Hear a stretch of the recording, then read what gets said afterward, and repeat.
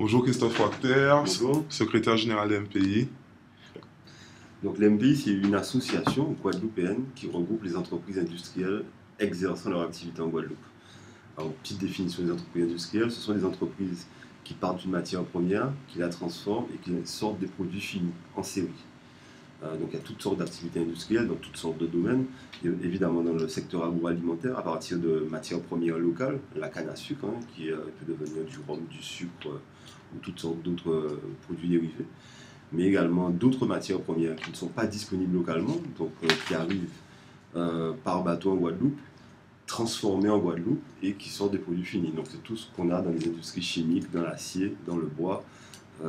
Donc des transformations industrielles qui permettent une valeur ajoutée locale et qui permettent à 120 entreprises actuellement, membres de notre association, de constituer l'association des moyennes et petites industries.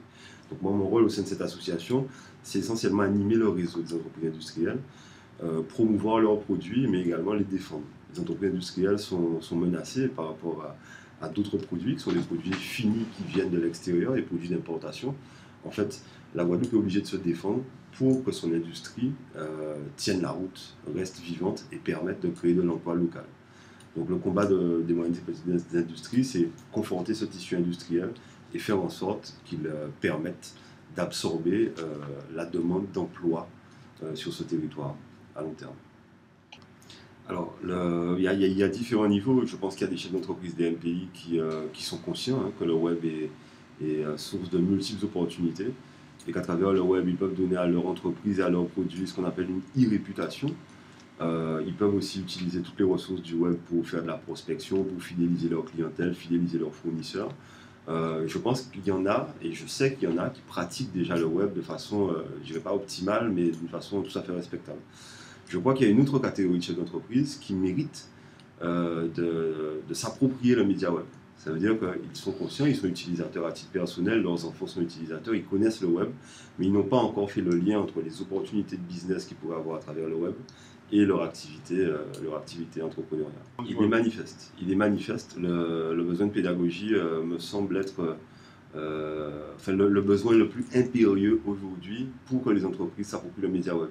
Et pour ça, il leur faut un intermédiaire. Il faut que quelqu'un, que des sociétés se créent, aillent les voir, connaissent bien leurs produits et soient en mesure de leur proposer des formules adaptées à leurs besoins. En fait, je pense que, comme je vous le disais, ils en sont conscients à titre personnel. Ils ont un téléphone avec des accès Internet, ils pratiquent tous Internet chez eux, leurs enfants, leurs familles, etc.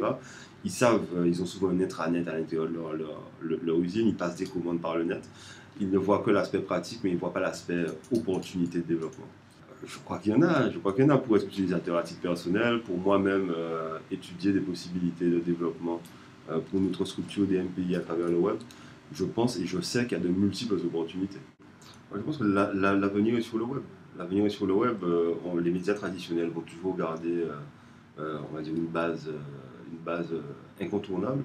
La presse écrite, la presse radio, la presse télé vont toujours garder une part de marché sur le marché de la communication. Mais c'est clair que l'avenir est sur le web. Je crois que 15% du temps passé en ligne, on le passe sur Facebook. On se rend bien compte que Facebook, c'est un moyen vraiment de toucher tout le monde à tout moment, à toute heure de la journée. Il y a des possibilités de web marketing sur Facebook. Je sais qu'on ne s'est pas tout à fait approprié ces outils-là jusque-là en Guadeloupe, mais il est clair que notre avenir passe par là. Et je pense que le web a toute sa place là-dessus. Alors ça passe évidemment par ce qu'on disait tout à l'heure, sensibiliser tout le monde, sensibiliser tout un chacun, tous ceux qui sont capables de comprendre ce que ça représente. Donc toucher directement le prescripteur, le chef d'entreprise, qu'il fasse des choix lui de développement dans son entreprise pour aller vers le web. Toucher également les décideurs publics.